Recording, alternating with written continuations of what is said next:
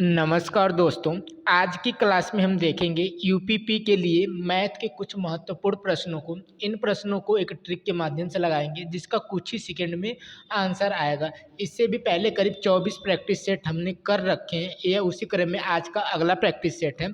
तो देखिएगा आज का पहला प्रश्न। पहले प्रश्न में क्या पूछा गया है? इसमें पूछा गया है कि 85 ग्राम चीनी के घोल में 30% चीनी है। घोल में चीनी की मात्रा 65% बनाने के लिए घोल में कितनी चीनी मिलाई जानी चाहिए, वही बताना है। तो ऑप्शन हमारे पास 85 ग्राम, 90 ग्राम और 110 ग्राम और 100 ग्राम दिया हुआ है। तो इस क्वेश्चन को एक बार खुद से भी लगाने का प्रयास करिएगा। लगेगा तो ठीक, नहीं तो देखिएगा इसको कैसे हल किया जाएगा। तो देखिएगा, जो चीनी का घोल है वह कितने ग्राम का है? 85 ग्राम का है। कितने ग्राम का है? 85 ग्राम का है। और इसी 85 ग्राम में उसने क्या बताया है कि 30% क्या है? चीनी है। 30% क्या है? चीनी है। तो खुद बताइए इसमें पानी कितना होगा? 70% क्या होगा? पानी होगा। अगर 30% चीनी है तो 70% क्या हो जाएगा? पानी हो जाएगा। बाद में कह रहा है कि वो कितना चीनी और मिला दे। कह रहा है कि कितना चीनी और मिला दें कि चीनी कितना हो जाए? 65%। कितना बनाने के लिए कह रहा है? 65%। जब ये चीनी 65% होगी तो पानी कितना हो जाएगा? 35% हो जाए होगा कि नहीं? क्योंकि उसने साफ साफ कहा कि चीनी बाद में कितनी हो जाए, मिलाने पर मात्रा कितनी हो जानी चाहिए? 65% बनाने के लिए घोल में कितनी चीनी मिलानी चाहिए? तो जब चीनी 65 हो जाएगी तो कन्फर्म में 35 क्या हो जाएगा?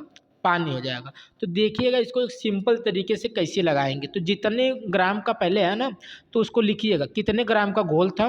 85 ग्राम का। कितने ग्राम का है? 85 ग्राम का घोल है तो 85 ग्राम लिखिए।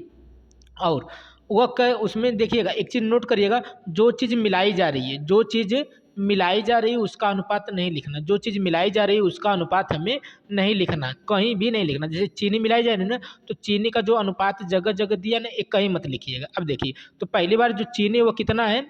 30%। तो पानी कितना होगा? 70%। तो दूसरा वाला लिखिए। दूसरा कितना लिखिए? 70 बराबर। घोल तो वही है लेकिन मिलाई क्या जा रही है? चीनी। अब चीनी का प्रतिशत फिर मत लिखिए। घोल कितना होगा ये तो हमको पता नहीं, तो इसको कितना मान लीजिए? यक्स। लेकिन दूसरी बार जो पानी है वो कितना बचेगा? 35 बचेगा। कितना बचेगा? 35 बचेगा। जो चीज़ मिलाई जा रही है उसका अनुपात नहीं लिखना है, इसलिए हमने कितना लिखा? 30 ना लिख के कितना लिखा? 70। 65 ना लिख कर कितना लिखा? 35। इतना लिख लेंगे तो बीच में बराबर लगा। अब जो जो चीज़ें कटेंगे उनको हम क्या करेंगे? काट लेंगे। तो काटिएगा, जैसे 35, 35 दूना कितना हो गया? 70। 35 दूना कितना हो गया? 70। तो हमारे पास बचा क्या? 85 गुणे 2। अगर 85 गुणे 2 करेंगे तो आएगा कितना? 5। 5 दूना 10 को 0 हासिल 1 की, और 8 दूना 16, 16 1 17। कितना आ गया? 170 आ गया। कितना आ गया? 170 आ गया। हम कह सकते हैं कि जो यक्स बराबर कितना मिला हमें? 170 मिला। यक्स की वैल्यू कितनी मिल गई? 170 मिल गई। तो अब देखना, पहले घोल कितने का था? 85 का। घोल कितने का था? 85 का। बाद में जो घोल पता करना था वो घोल कितने का हो गया? यक्स की वैल्यू कितनी आ गई? 170। जो चीज़ पहले 85 की थी वह 170 हो गई, तो कितना बड़ी, यही तो हमें बताना है ना। तो जितना हमने मिलाया होगा उतना बड़ी होगी। तो हम क्या करेंगे? 170 में से 170 में से क्या करेंगे? इस 85 को माइनस कर देंगे। यदि आप 170 में से 85 को माइनस करेंगे तो कितना बचेगा? 85 ही बचेगा। कितना बचेगा? 85 बचेगा। यानी 85 ग्राम चीनी उसने बाद में मिलाई थी। कितनी चीनी बाद में मिलाई थी? 85 ग्राम चीनी बाद में मिलाई थी। तो ऐसा क्वेश्चन जब भी आएगा आप इसी तरीके से लगाइएगा। जो चीज़ मिलाई जा रही है उसका अनुपात हमें नहीं लिखना है। तो यानी जो चीज़ मिलाई जा रही है उसका नहीं लिखना, दूसरे वाले का हमें अनुपात लिख देना। जो चीज़ कटेगी काट देंगे, हमारा आंसर आ जाएगा। आगे देखिएगा, अगला प्रश्न। अगले प्रश्न में क्या पूछा है? इसमें पूछा गया है कि एक सीलिंग फैन एक सीलिंग फैन का जो अंकित मूल्य है वो कितना है?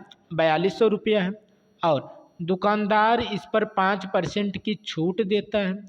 यदि इसका लाभ कितना है? 14% है। तो पंखे का क्रय मूल्य क्या होगा, वही बताना है। तो नोट करिएगा, एक क्या होता है? क्रय मूल्य होता है, और एक क्या होता है? अंकित मूल्य होता है, और एक क्या होता है? विक्रय मूल्य होता है। तीन ही चीज़ होती है। एक क्रय मूल्य होती है, एक अंकित मूल्य होती है, और एक क्या होती है? विक्रय मूल्य होती है। जो अंकित मूल्य होता है वह क्रय मूल्य से ज़्यादा होता है। जैसे एक दुकानदार यदि 100 रुपये की वस्तु खरीद कर लाता है तो उसका अंकित मूल्य पहले ही बढ़ा देता है। मान लेते हैं कि वो पहले ही बढ़ाकर कितना कर देगा, 115 कर देता है। और फिर अंकित मूल्य पर जब उसे बेचना होता है ना, तब वह इस पे छूट देता है। मान लेते हैं कि इस पे 5 की छूट दिया, फिर कितने की बेच दिया, 110 की, फिर भी बिक जाएगी। तो हमें जो लाभ हानि देखना है यहाँ से देखना, 100 की वस्तु कितने की बिक गई, फिर भी 110 की बिक गई। 100 की वस्तु कितने की बिक गई, 110 की बिक गई, यानी फिर भी उस यानी छूट देने के बाद भी उसको क्या हो गया, 10% का लाभ हो गया। यानी हम कह सकते हैं जो लाभ हानि की गणना होती है वो किसके किसके बीच होती है, क्रय मूल्य और विक्रय मूल्य के बीच होती है।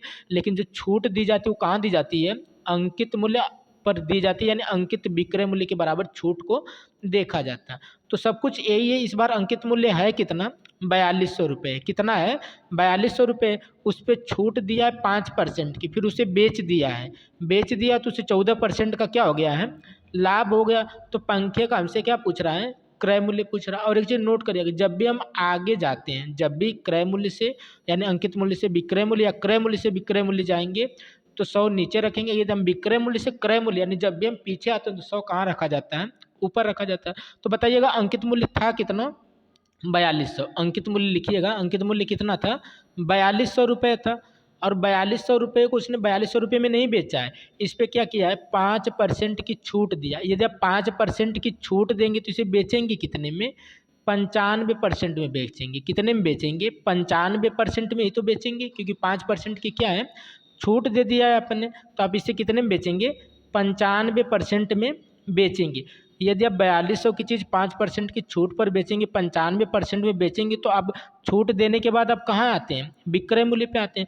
यदि हम करें इस चीज़ को आप 4200 गुणे 95/100 को हल करेंगे तो यह क्या मिलेगा, विक्रय मूल्य मिलेगा। लेकिन हमको विक्रय मूल्य थोड़ी चाहिए, हमको क्या चाहिए, क्रय मूल्य। यानी हमें विक्रय मूल्य से कहाँ आना है, क्रय मूल्य के पास आना। हम बार बार बता रहे हैं कि जब भी हम पीछे आएंगे तो 100 को कहाँ रखेंगे, अब की बार ऊपर रखेंगे। और पीछे आ रहे हैं लेकिन बीच में हुआ क्या है, उसे 14% का लाभ हुआ। और जो लाभ होता है क्रय और विक्रय के बीच ही होता है।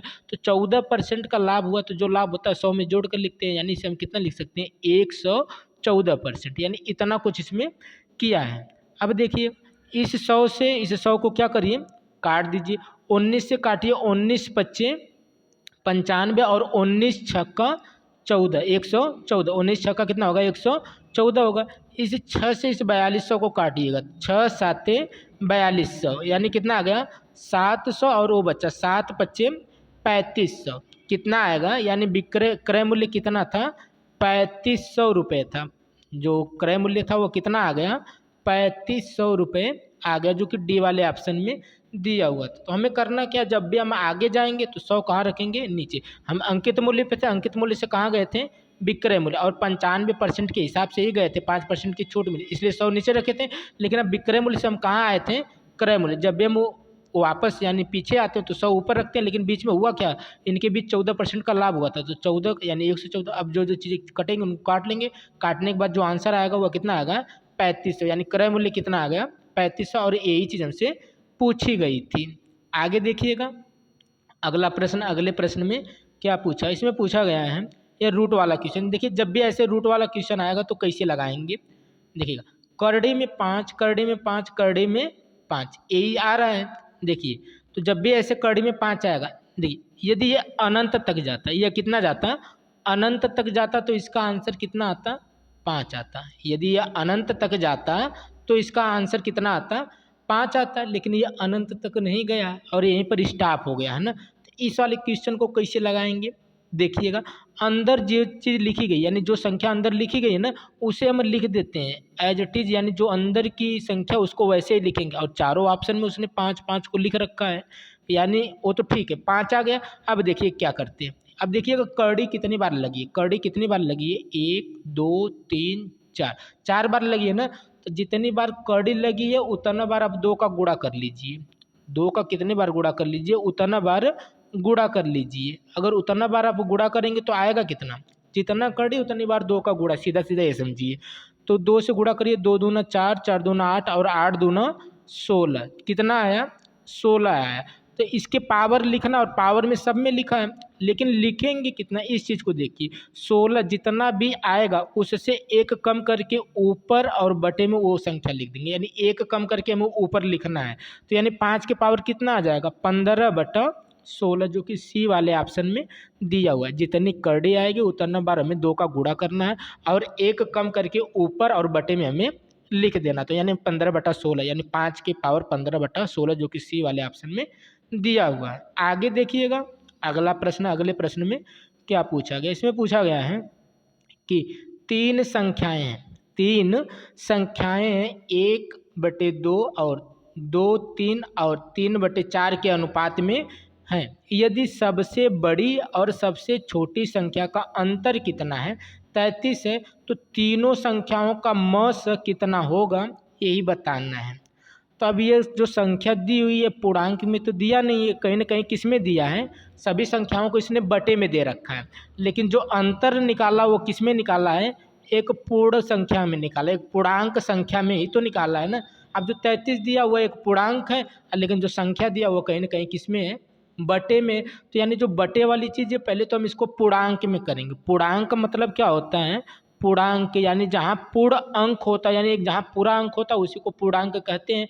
तो ये तो पूर्णांक है, लेकिन ये सब जो ऊपर दिया है ना ये कहीं ना कहीं पूर्णांक नहीं है। तो पहले तो इनको आप पूर्णांक बनाइए, फिर अंतर देखेंगे, तब इनकी गणना हम करेंगे। तो पहले तो इनको आप पूर्णांक में करिए। तो पूर्णांक में करने के लिए क्या करना होता है, आप नीचे जो बटे में दिया है ना सबको देखिए, यहाँ पे 2 है, यहाँ पर 3 है और यहाँ पर 4 है। 2, 3, 4 से कटने वाली कोई भी संख्या ले लीजिए जो 2, 3 और 4 से कटती हो। तो आप कहेंगे 2, 3, 4 से कटने वाली संख्या क्या है 12 है। 2, 3 और 4 से कटने वाली संख्या क्या है 12 है। तो 12 अब क्या करिए सब में गुणा कर दीजिए, 12 से सब में क्या करिए गुणा कर दीजिए। तो कितना था 1/2, गुणे कितना कर दीजिए 12, एक अनुपात। फिर कितना था 2/3, गुणा कितना कर दीजिए 12, अनुपात कितना था फिर 3/4, गुणा किससे कर दीजिए 12। तो यहाँ पर कितना आएगा 2 छक्का 12, यानी 6 बना पहली संख्या, 3 चौके 12 यानी 4 दूना 8, दूसरी संख्या कितना बन गई 8, 4 तियाँ 12, 3 तिरिके 9, यानी तीसरी संख्या कितना बन गई 9 बन गई। अब यानी संख्या हमें मिल गई 6, 8, 9, एक पूर्ण संख्या हमें मिल गई। अब इस संख्या में उसने कहा था कि सबसे बड़ी संख्या और सबसे छोटी संख्या का अंतर कितना है 33 है। एक बार हम भी ट्राई करते हैं कि छोटी संख्या और बड़ी संख्या का अंतर कितना है। तो ये रही छोटी संख्या और ये रही बड़ी संख्या, इसका अंतर करिए कितना आ रहा है। तो इसका अंतर यहाँ निकालने पर 3 ही आ रहा है, हमने निकाला तो 3 आ रहा है, और लेकिन उसने कितना बता रखा है 33 बता रखा है। उसने कितना बता रखा है 33। 3 बराबर 33 तो 1 बराबर कितना होगा 11 होगा। 3 बराबर 33 तो 1 बराबर कितना होगा 11 होगा। यानी हमारी सभी संख्याएं क्या हो जाएंगी 11 11 गुना ज़्यादा हो जाएंगी। जब सभी संख्याओं को 11 11 गुना ज़्यादा करेंगे तो जब इसको 11 गुना करेंगे तो कितना हो जाएगा 66। जब इसको 11 गुना करेंगे तो 11 8 88, और इसको 11 गुना करेंगे तो 11 9 99। तो 66 और 88 और 99 का आप म से निकालेंगे तो म से वही संख्या होती है जो दी हुई संख्याओं को काट देती है। तो इनका जब आप म से निकालेंगे तो 11 ही आएगा। कितना आएगा 11 ही आएगा। तो यानी डी वाला ऑप्शन इसका एकदम सही होगा। आप म से निकालिएगा 11 ही आएगा ना। तो इसका आंसर क्या हो जाएगा 11 एकदम सही हो जाएगा। आगे देखिएगा अगला प्रश्न, अगले प्रश्न में क्या पूछा। इसमें पूछा गया है कि एक छोटे से व्यापार को शुरू करने के लिए, एक छोटे से व्यापार को शुरू करने के लिए ए और बी ने मिलकर 1500 रुपये का निवेश किया था। उन्हें साल के अंत में 2000 रुपये का लाभ हुआ। बी ने लाभ का हिस्सा 600 रुपये लिया। ए ने कितना रुपया निवेश किया था, यानी ए ने कितना रुपया लगाया था यही बताना। तो व्यवसाय लोगों ने शुरू किया, किसने ए और बी ने, दोनों ने मिलकर कितना लगाया है, दोनों का जो पैसा है मिलाकर कितना लगा है 1500 लगा है। लेकिन ए ने ज़्यादा लगाया कि बी ने ज़्यादा लगाया पता नहीं, कि ए ने कितना जमा किया बी ने कितना जमा किया ये पता नहीं, लेकिन दोनों ने मिलकर क्या किया है 15,000 रुपये जमा किया। अब नोट करिएगा जिसने ज़्यादा जमा किया होगा वह ज़्यादा लाभ लेगा, जिसने कम किया होगा वो कम लाभ लेगा। तो वही चीज़ हमें पता करना है कि उसने किस अनुपात में पैसों को जमा किया। जिस अनुपात में पैसा को जमा किया होगा उसी अनुपात में लाभ भी बटा होगा। तो लगाइएगा, देखिएगा कैसे लगाएंगे। जैसे ए और बी ने कुल मिलाकर कितना जमा किया है 15,000 रुपये और उन्हें साल के अंत में कितना मिलता है 2,000 रुपये। और बी का उसमें बता भी दिया, बी ने अपने लाभ का कितना लिया है 600 रुपये। जो ए है और बी है दोनों लोगों में जो पैसा बट रहा है, तो जो बी है, बी ने कितना लिया है, बी ने 600 रुपया लिया है, बी ने कितना लिया है 600 रुपया लिया है। तो कन्फर्म है कि 2,000 रुपया लाभ बांटना था, जितना लगाए तो पहले अपना ले लिया, जो लाभ हो उसको बांट रहे हैं ना, तो 2,000 रुपये बांटना था। उसमें बता दिया कि जो बी है, बी को कितना मिला है 600 रुपये। तो जब 2,000 में से 600 ये ले लिया तो कन्फर्म में इसको कितना मिला होगा 1,400 रुपया मिला होगा। कितना मिला होगा 1,400 रुपया मिला होगा। अब देखिए, अब यहीं पे अनुपात पता कर लेंगे कि इनका अनुपात कितने कितने का बन रहा है। तो 2 जीरो से 2 जीरो हटाइए, 2 जीरो से 2 जीरो, 3 का 6 का आधा करिए 3, 14 का आधा करिए 7। यानी वो जो पैसा प्रारंभ में लगाए थे वो किस अनुपात में लगाए थे 7 और 3 के अनुपात में। यदि ये 7 रुपया जमा किया था तो ये 3 रुपया, यदि ये 70 रुपया तो ये 30 रुपया, यदि 700 तो ये 300, यदि ये 1,400 तो ये 600। यानी इसी अनुपात में पैसा उनका लगा था, ए ने 7 और बी ने 3। अगर इसी अनुपात में लगाएंगे तो 7 और 3 जोड़ेंगे तो कितना होगा, तो 10 रुपया जमा होगा। लेकिन उसने जमा कितना किया है 1,500 रुपया जमा किया। कितना उन्होंने जमा किया है 1,500 रुपया जमा किया है। तो अब देखेंगे कितना गुना ज़्यादा पैसा जमा किया है। तो कितना गुना ज़्यादा जमा किया, तो 10 हमारे हिसाब से आ रहा है, लेकिन जमा कितना है 15, यानी 15,000 रुपया जमा। कितना जमा है 15,000 रुपया जमा है। तो एक की वैल्यू कितनी आएगी, खैर हम 7 का ही डायरेक्ट निकाल देते। किसका पूछा है, ए का पूछा है ना। एक बराबर कितना है 1500, तो 7 बराबर कितना हो जाएगा 15 7 135, 15 6 90, 15 7 105, कितना होगा 105 होगा। क्योंकि एक बराबर निकालेंगे तो कितना आएगा, देखिए अगर 10 बराबर 15,000 है तो एक बराबर निकालेंगे तो कितना आएगा 1,500 आएगा। एक बराबर कितना आएगा 1,500 आएगा। जब एक बराबर 1,500 हो तो इसने 7 के हिसाब से लगाया, तो 15 7 105, यानी 10,500 आ जाएगा। कितना आ जाएगा 10,500 आ जाएगा, जो कि सी वाले ऑप्शन में दिया हुआ है। आगे देखिएगा अगला प्रश्न। अगले प्रश्न में क्या पूछा, इसमें पूछा गया है कि 24 वस्तुओं को बेचने पर, जब 24 वस्तुओं को बेचने पर एक दुकानदार को 4 वस्तुओं के विक्रय मूल्य के बराबर क्या होता है लाभ होता है, तो उसका लाभ प्रतिशत बताइए। 24 वस्तुओं को बेचने पर उसको 4 वस्तुओं के विक्रय मूल्य के बराबर क्या होता है लाभ होता है, तो उसका लाभ प्रतिशत बताइए।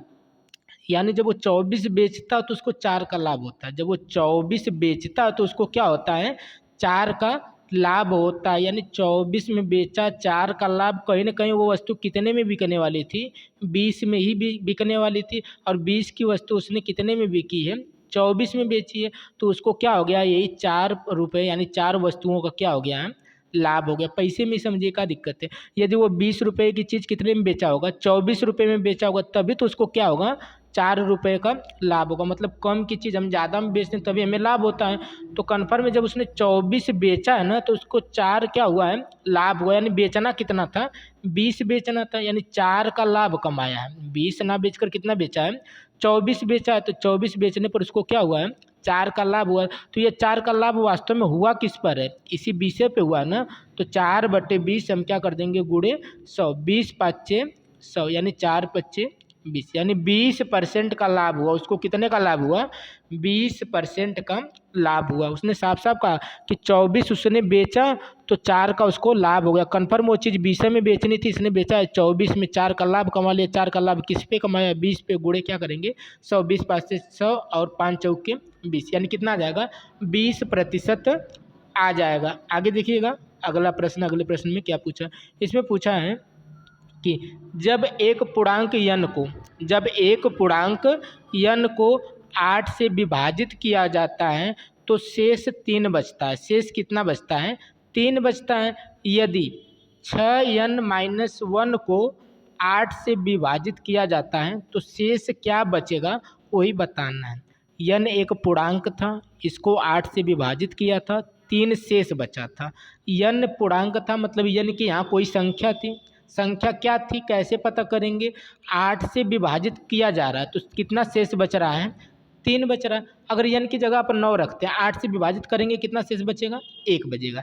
n की जगह आप 10 रखेंगे, 8 से विभाजित करेंगे कितना बचेगा? 2 शेष बचेगा। n की जगह यदि 11 रखिए और 8 से भाग करिए कितना शेष बचेगा? 3 बचेगा। और उसने कितना बचाया है? 3 बचाया। यानी हम ये कह सकते हैं कि n की वैल्यू कितनी है? 11 है। n की वैल्यू कितनी है? 11 है। तो आप 11 में भाग करिए 8 से, 3 शेष बच जाएगा और 3 ही शेष बचा। यानी हमें ये पता चल गया कि n की वैल्यू कितनी है? 11 है। तो यहाँ भी n का मान रखिएगा।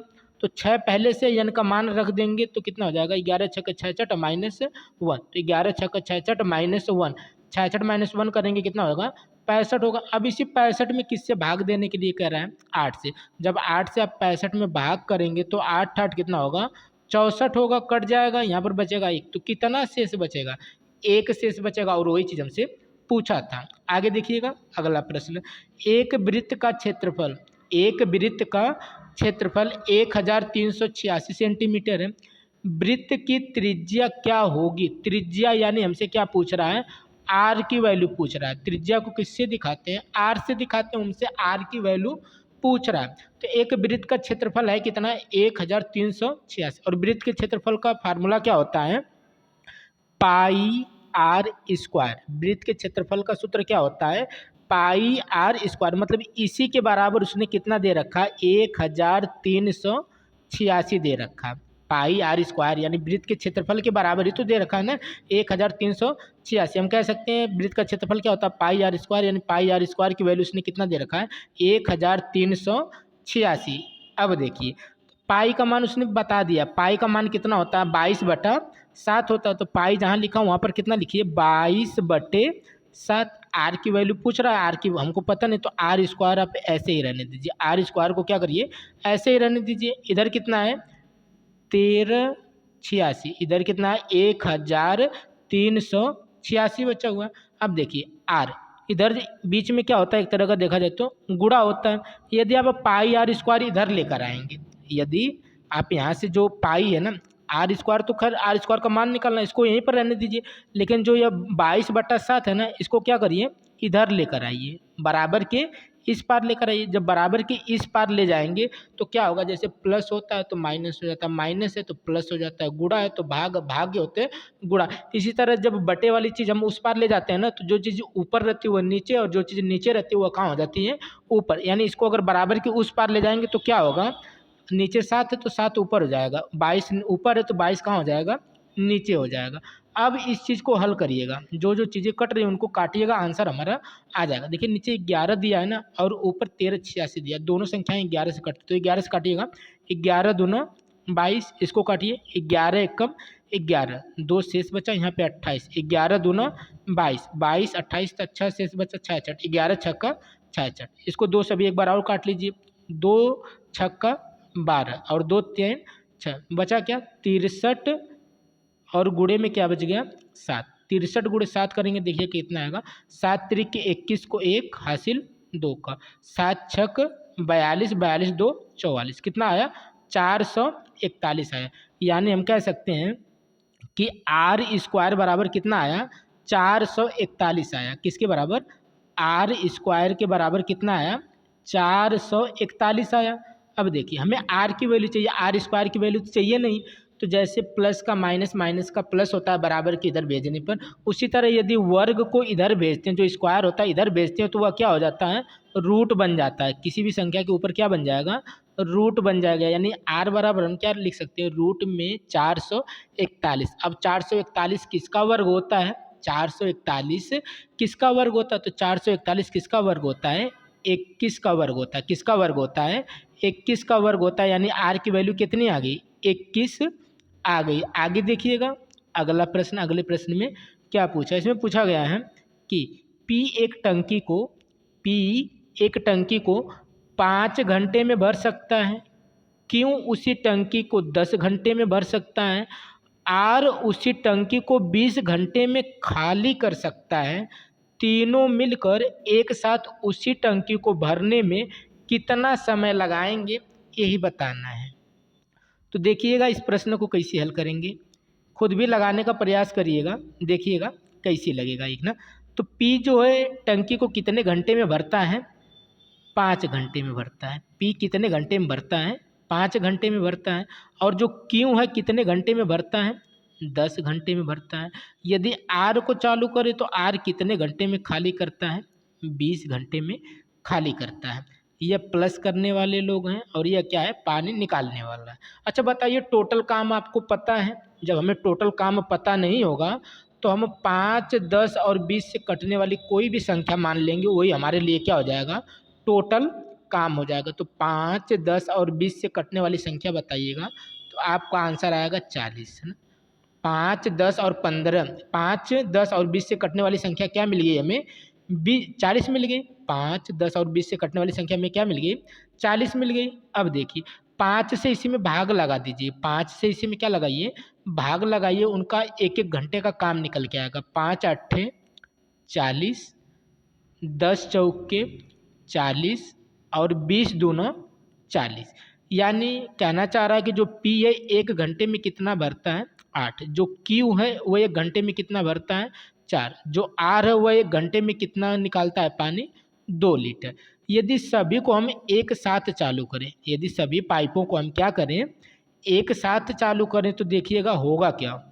जब सभी पाइपों को एक साथ चालू करेंगे तो यह क्या है? 8 लीटर भरेगा और यह कितना भरेगा? 4 लीटर। दोनों मिलकर भरेंगे कितना? 8 4 12। तब तक ये 2 लीटर पानी क्या करेगा? निकाल देगा। यह भरेगा 8 लीटर और यह भरेगा 4 लीटर। 8 और 4 जोड़कर जब तक ये लोग 12 लीटर भरेंगे, और साथ में ये भी चल रहा हो ना, उसने कहा तीनों मिलकर, यानी तीनों पाइपों एक साथ चालू किया, तो ये दो ठो मिलकर 8 और 4 12, यानी 12 लीटर भरेंगे, तब तक ये 2 लीटर पानी निकालने वाला भी तो चल रहा है, तो 12 लीटर भरेंगे तब तक ये 2 लीटर निकाल देगा। यानी 1 घंटे में काम कितना हो रहा है? सिर्फ 10 लीटर पानी भरा जा रहा है। कितना लीटर भरा जा रहा है? 10 लीटर। और हमने टंकी मानी कितने की है? 40 की। जो सबसे कट जाए यही हमारे लिए टोटल काम हो गया ना। तो हमने टंकी कितने की मानी थी? 40। यानी अगर 40 लीटर की टंकी और 1 घंटे में कितना भर पा रहे हैं लोग? 10 लीटर ही भर रहे हैं। तो 10 लीटर के हिसाब से 40 लीटर की टंकी भरने में कितना समय लगेगा? 4 घंटे का समय लगेगा। कितना लगेगा? 4 घंटे का समय लगेगा, जो कि बी वाले ऑप्शन में दिया हुआ है। आगे देखिएगा अगला प्रश्न। अगले प्रश्न में क्या पूछा? इसमें पूछा गया है कि माना शांत जल में नाव की चाल 17 किलोमीटर प्रति घंटा है, धारा की चाल 5 किलोमीटर प्रति घंटा है। नाव को धारा की दिशा में 110 किलोमीटर जाने में कितना समय लगेगा, यही बताना है। तो शांत जल में पहले चाल देखिएगा कितनी है? 17 है। शांत जल में जो चाल है वो कितनी है? 17 है। और धारा की गति कितनी है? 5। यदि वो व्यक्ति शांत जल में तैरता है तो किस स्पीड से तैरेगा? 17 की स्पीड से। और धारा की चाल कितनी है? 5 है। यदि वो धारा के साथ जाएगा तो उसकी चाल बढ़ जाएगी। अरे 17 वो अपने की चाल से चलेगा, और धारा यानी लहर के प्रवाह से भी तो आगे बढ़ेगा ना। तो धारा की प्रवाह कितनी है? 5। यदि हम व्यक्ति को धारा की दिशा में ले जाएं, यदि धारा की दिशा में ले जाएं, और धारा की दिशा में ही ले जाना है, यदि हम धारा की दिशा में ले जाएं तो 17 अपनी चाल तो चलेगा, लेकिन लहर की वजह से, धारा की वजह से 5 स्पीड उसकी और बढ़ जाएगी। तो नई स्पीड उसकी कितनी बन जाएगी? 17 5 22 की। उसकी नई स्पीड कितने की आएगी? धारा के साथ ये उसकी स्पीड और यह धारा की स्पीड दोनों ऐड होकर कितनी स्पीड हो जाएगी? 22 की स्पीड हो जाएगी। यानी अब वो 22 की चाल से चलेगा। उसकी चाल कितनी आ गई? 22। और दूरी कितना जाना है? 110 किलोमीटर जाना है। कितना जाना है? 110 किलोमीटर। और हमसे पूछा कि समय कितना लगेगा। तो समय का जो फार्मूला होता है वह क्या होता है? समय बराबर दूरी बट्टा चाल। समय बराबर होता क्या है? दूरी बट्टा चाल। तो दूरी कितनी है? 110। कितनी है? 110। और इसकी चाल कितनी है? 22 है। कितनी है? 22 है। तो यानी 110 की दूरी और 22 किलोमीटर प्रति घंटा के हिसाब से चलना है, तो कितने घंटे में वो कवर कर लेगा? तो 22 पच्चे 20 पाँचे 100, 2 पाँचे 10, यानी 22 पाँचे 110। 5 घंटे में ही 110 किलोमीटर की दूरी कवर कर लेगा, और वही हमें बताना था। आगे देखिएगा अगला प्रश्न। अगले प्रश्न में क्या पूछा गया है? ये आज का आखिरी क्वेश्चन है। सभी क्वेश्चनों को ट्रिक के माध्यम से हम लगा रहे हैं ना। देखिएगा ये आखिरी क्वेश्चन, इसको कैसे लगाएंगे। इसमें दिया है 36 सेंटीमीटर, 18 सेंटीमीटर और 12 सेंटीमीटर।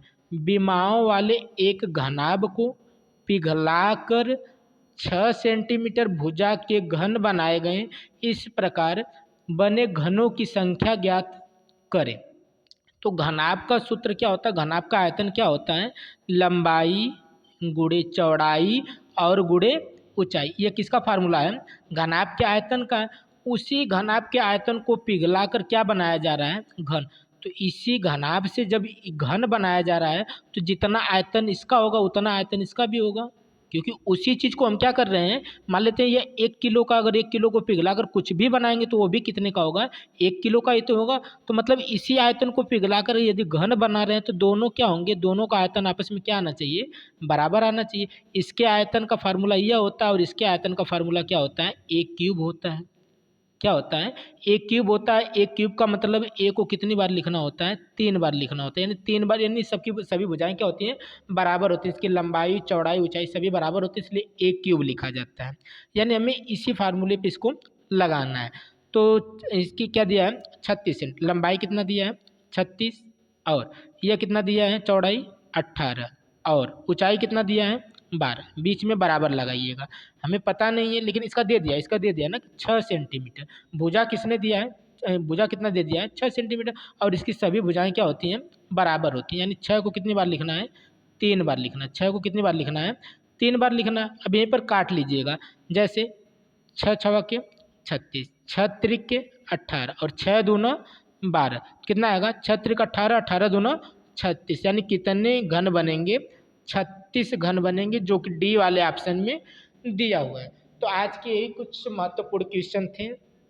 आशा करेंगे कि आपको सभी क्वेश्चन समझ में आ गए होंगे। अगर ये वीडियो आपको अच्छे लगे हो, क्वेश्चन समझ में आए हो, तो वीडियो को लाइक शेयर एंड चैनल को सब्सक्राइब कर लीजिएगा। मिलते हैं अगले प्रैक्टिस सेट में।